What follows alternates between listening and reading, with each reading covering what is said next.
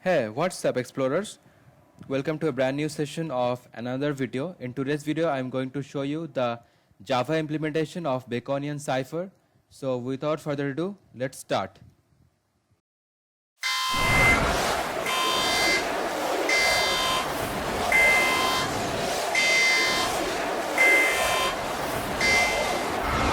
So, now let us go to our Eclipse. And as you can see, I had already written the main piece of code or the driver code, where you can see that I had declared three string variables: plaintext, encrypt and decrypt, and I had taken the plaintext as an input from the user. I had also used the scanner instance, and for that I had written import java.util.start, and after that I had also called or invoked the encrypt function, which I am going to write later. And basically after calling, it is going to return, and finally the encrypted value is going to be stored inside the encrypt variable, and we are going to print the encrypt text, and similarly we are going to do the same for decrypt. So let me write the encrypt function and decrypt function, but before that let me tell you something about Baconian cipher. So Baconian cipher, in Baconian cipher we have two conventions. One is the 24 letter format and the other is 26 letter format. So what happens in Baconian cipher is, actually for each of the characters in the English alphabet, it is represented by a sequence of A and B, where each of the characters has sequence of 5 characters consisting of A and B, and each of the sequence is unique for each of the characters. So basically in today's video we are going to use the 26-bit convention for Baconian cipher. So in Baconian cipher, the capital S represented by 5 consecutive small s, one after the other. Similarly, capital B is represented by 4 consecutive A's and then followed by B, and so for the other characters. So now we are going to write the encrypt function. So for that let me write static string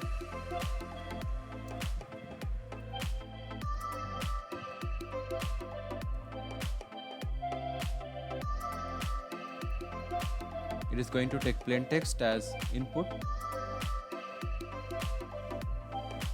and now we are going to use a new concept of dictionary in Java. Basically the dictionary uses the concept of keys and values to map each value with a key. So each of the key should be distinct and the values are distinctly associated with each of the keys. So let me show you how to create a dictionary. We're going to create a dictionary of the name of Baconian. For that, write dictionary Baconian equal to new hash table.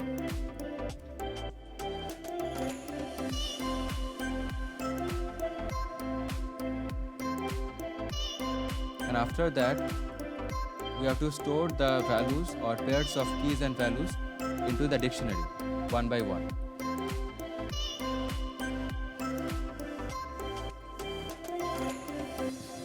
So first comes the key, as you can see, and then the value. So in place of key I am going to write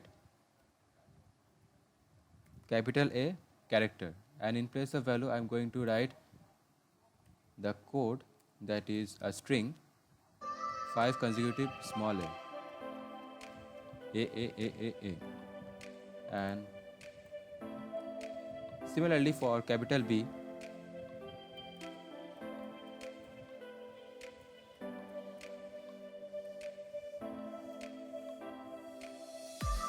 in place of value I am going to write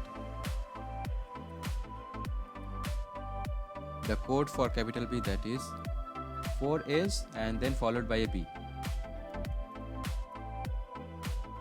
And so let me write for all the other characters of the English alphabet And now as you can see, we had finished writing the code for each of the characters. And so proceeding forward, now we are going to write char encrypt1 equal to pt dot to character array.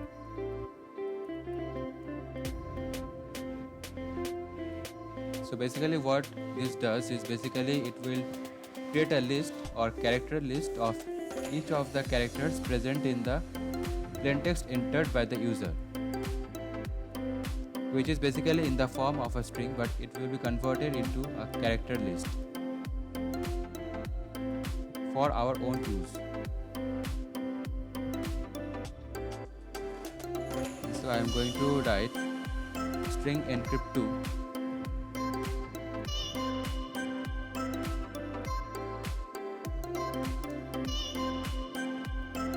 and I am going to create a new string of the name of encrypt2 having nothing inside it.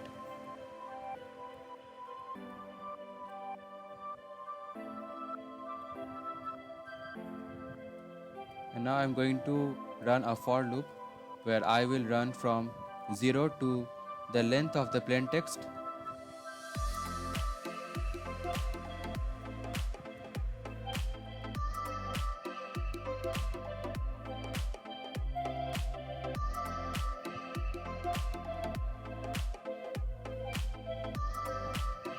And now I am going to write encrypt2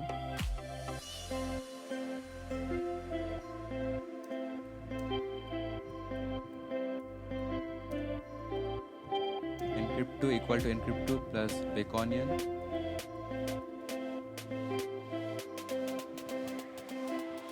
dot get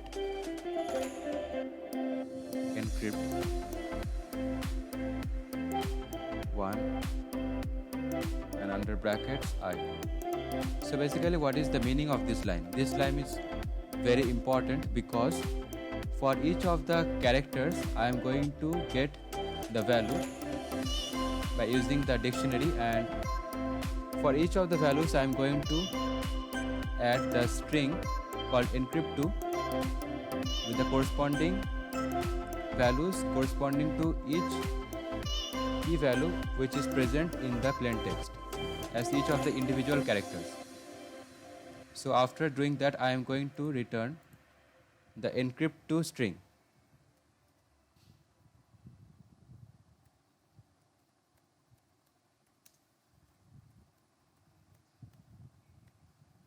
So basically we had finished writing the encrypt function. Now we're going to do almost the similar thing for the decrypt function.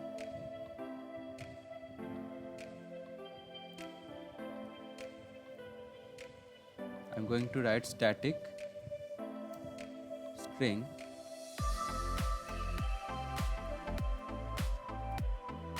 decrypt string, where encrypt is going to be passed as the parameter.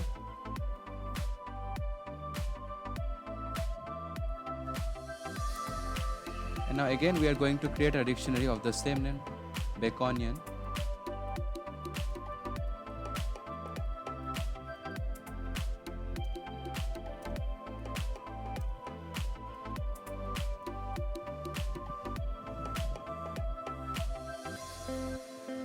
But now the Baconian is going to store different combinations or different pairs of keys and values. So let me show you.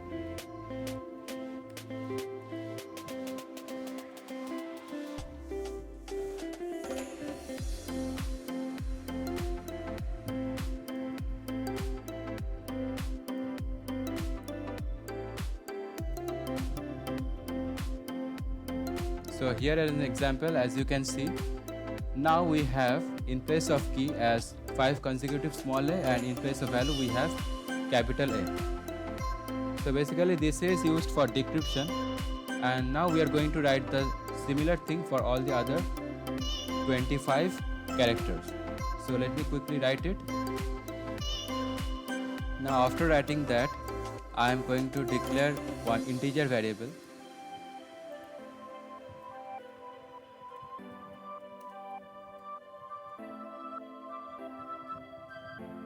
and after that I am going to create a string variable of decrypt name,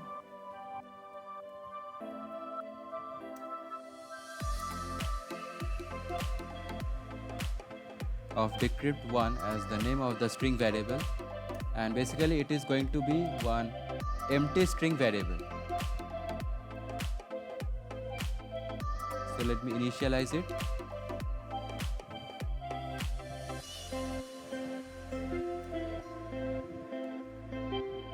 And after that we are going to again run one for loop. For I equal to 0, I less than length of the encrypt text or encrypt variable, which is passed as parameter.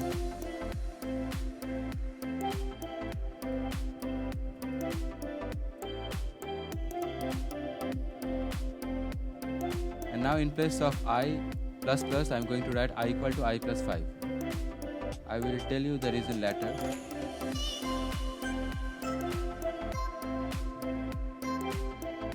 And now we are going to write decrypt 1 equal to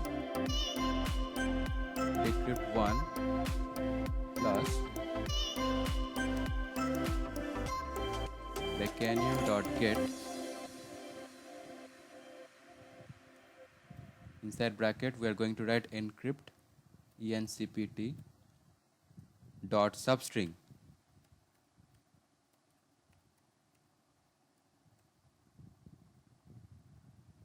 I comma I plus 5.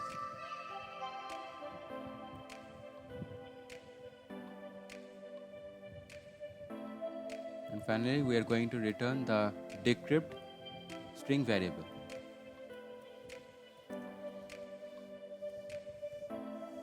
So now let me explain. First of all, the decrypt 1 is a string which is going to be created and initialized with the empty string value, as you can see in this line. And after that we are going to run a for loop which is going to be iterated exactly the number of times as the number of characters in the encrypt text divided by 5, because for each of the iterations we are going to increase the value of I by 5. So suppose we have 25 characters in the encrypt text, and now we are going to repeat after skipping values of 5, after skipping intervals of 5. So it is going to be basically run 5 times. So you can think like that. And after that, for each of the iterations I am going to get the value corresponding to each of the keys.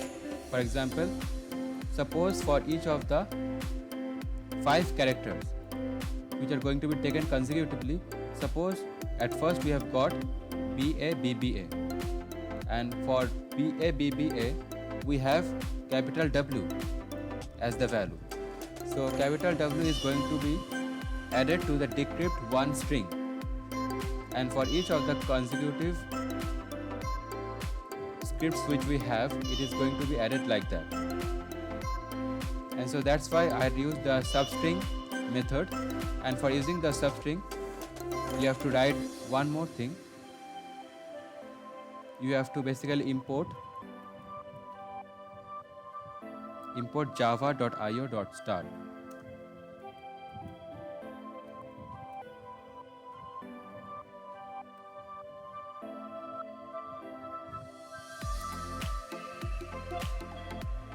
And so that's why we are using the substring, because we are interested in getting the string in which each of the string will have a length of 5.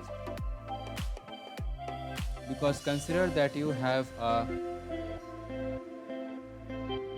encrypted text, suppose that BA, BBB, then we have BB, AAA, BB, and just like that. Suppose then we have to take each of the segments in bits of 5.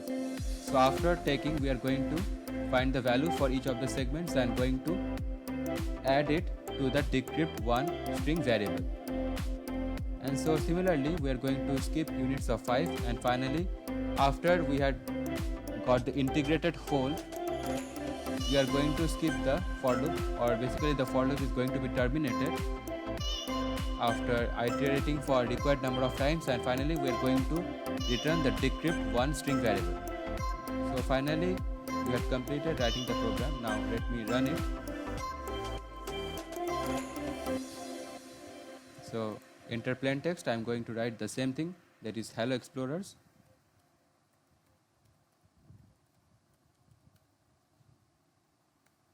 And now as you can see, the encrypted text is basically unreadable format text, and the first 5 characters, that is AABBB and then AABAAA. So in segments of 5, you can consider like that. So in encrypted text we have segments of 5, and each of the letters which we have here corresponds to each of the 5 characters which we have in the encrypted text. So for basically H we have this thing, and for capital E we have this thing. So you can understand like that. So after basically encrypting the text, we are going to pass this entire text, which is basically a string, into the decrypt function. We are going to feed it, and after that the decrypt function is going to do the exact reverse or opposite, and we are going to get the same plain text back. So that's how we are going to use the Baconian cipher in Java implementation.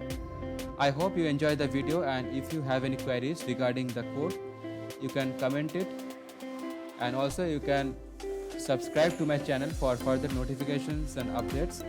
And if you like the video, you can like it and share it with your friends, and also gray out the bell icon or smash the bell icon for further notifications and updates.